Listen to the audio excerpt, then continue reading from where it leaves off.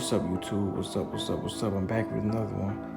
Right here, I'm cutting a dark taper with waves. So I'm gonna name this video Waves and Taper. Waves and Light Taper, that's what I call this video. Now, the first thing you wanna do is cut the hair down. You wanna use a thicker guard to cut the hair down. You wanna use a 1.5, a 1. That's the lowest you will go, so 1. Or you can go with a 2. That's like the highest you'll go with, a 2, or depending on what type of hair, like the hair texture of it. Like if they got thin hair and it's wavy, then you want to use something thick. But when it's like this, like kind of coarse and wavy and thick like this, you want to use something like something smaller, but like not too small. You want to use like a 1.5. But if it's like real thick and they want it lower, the lowest it could go with being raised, then you want to put that 1 on it. But yeah, this is that 1.5, that good 1.5, excuse me. See, I'm going with the grain. Always go with the texture of the hair. Always go with the grain, especially when it comes to waves. Because these waves be so difficult sometimes. Like some people's waves, they only get waves when they comb or brush their hair to the side. Like you see the front of it, the top part, they actually brush that part to the side, and that's how they get their waves to form. So you have to cut it that way, because if you cut it straight across thinking that's how it grow, and when it goes to the side, you can end up taking more off. It's like a cowlick almost. You end up taking more of it off, and it looks spotty. It's gonna be a light spot. Next thing you gotta cut the whole thing down, or you gotta try to blend it out to make it look like you ain't just do that. So that's why you gotta be careful with these waves and go with the grain of the hair. See, I'm taking my time with it. I've been cutting this hair for so long, I've been doing this for so long, so I already know like how to go ahead and just go in it. But you still want to be precise with these waves. It ain't like no regular old cut down haircut. Now, when it comes to the taper in these waves, you can go ahead and taper the sides and the back, because the waves ain't gonna go all the way down to the sideburn. I mean, some people do. I seen a little funny Facebook meme where they had the dude had the sideburns on his waves on the sideburns, which is cool. They can do that, but be for real, be realistic. Ain't nobody rocking no waves in their sideburns. Like even if you could get waves in your sideburns, you know how silly that would look. People look at you like you're crazy. Like, nah, that's doing too much. So you can go ahead and just fade the sides and the back. See how I'm doing the back? Because the waves only come down for so far in the back. You know what I'm saying? You ain't gonna get no waves all the way at the bottom by your neck. So you go ahead and fade that out. Then you're gonna fade the other side out too, you know. Right now I'm using my Masters and one guard against the grain. But you wanna use the lever to flick it up.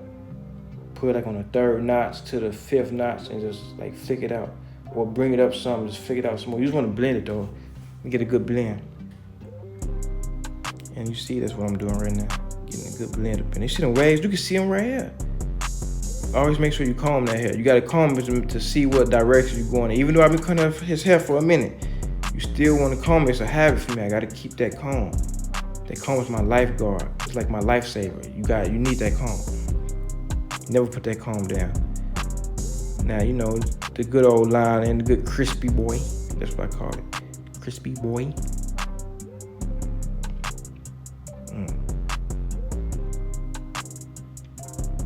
Yeah, it look real good. You see how gentle that touch is?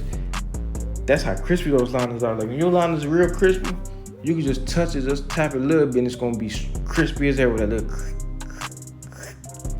And it be so crispy because it be so sharp.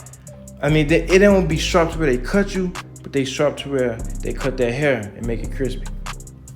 So, you know, you're just doing the same old basic routine lining. You know, get that side, get the other side. Oh, we got line that side right there. And when it comes to these liners, remember, always line up in the middle, start in the middle, not do the sides. I mean, if you good like that, then you go ahead. But if you starting off and you're a beginner in barber college, or you just a beginner barber, please start in the middle. In the middle, go to the left or to the right, however you want to do it, but just start in the middle first. And you know, I had to shape that beard up too, because his beard was, wow, he got that thick old beard. Pause. Yeah, he got that beard though, you gotta shape that up.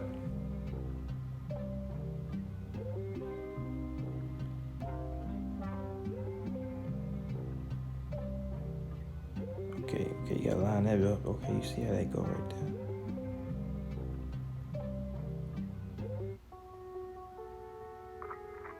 Oh yeah, look good.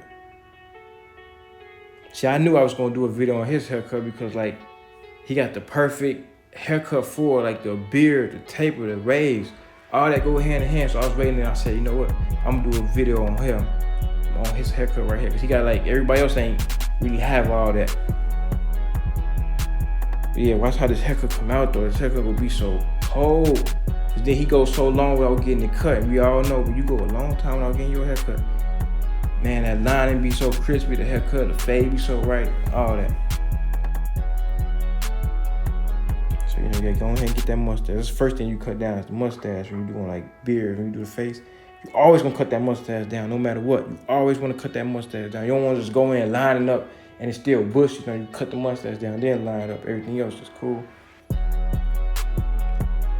Okay, and that's the little pencil, like I say, the Barber Magic pencil. You want to use a little bit of it. That's why I say make sure your pencil is sharp. That way you use a thin point.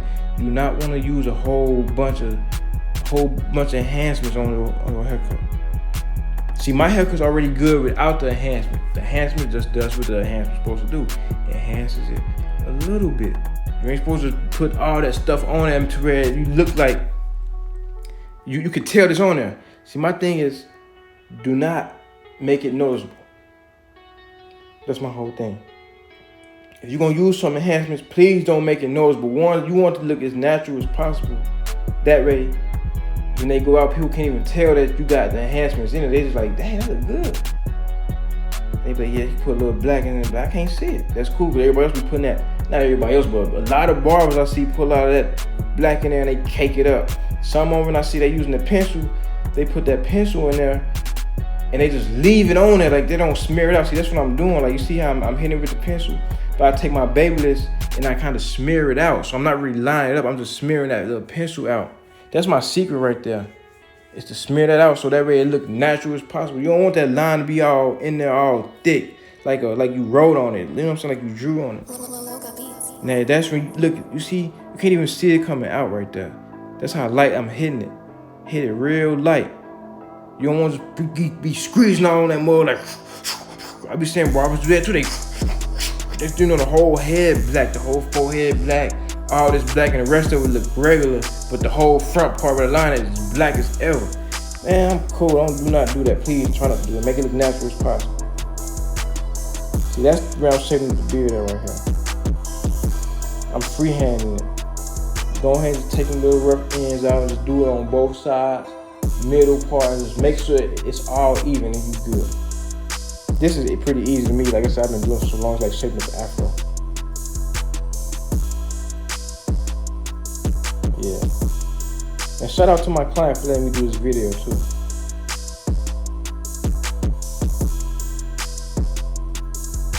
Oh, and I'm putting that razor on there. See, that's rare. Y'all rarely see me use the razor, but yeah. Like I said, I wanted this haircut to come out so crispy. I knew how it's gonna turn out, so I put that razor on there. Now you can use shaving gel or you can use shaving cream, but sometimes I like to just dry razor. I learned that from one of my homies. I just hit it just a little bit. Don't put that much pressure on it. Just hit it just a little bit, and watch how crispy it come out. And I've been doing this for a long time, so I know. So don't just be like, oh, he dry razor and he don't know what he's doing. Or no, look at this. Look at that right there. Look at them waves. See them waves? That's that 1.5. That's what that 1.5 did. Look at that taper. Look at that lining. Appreciate y'all. Love. Peace.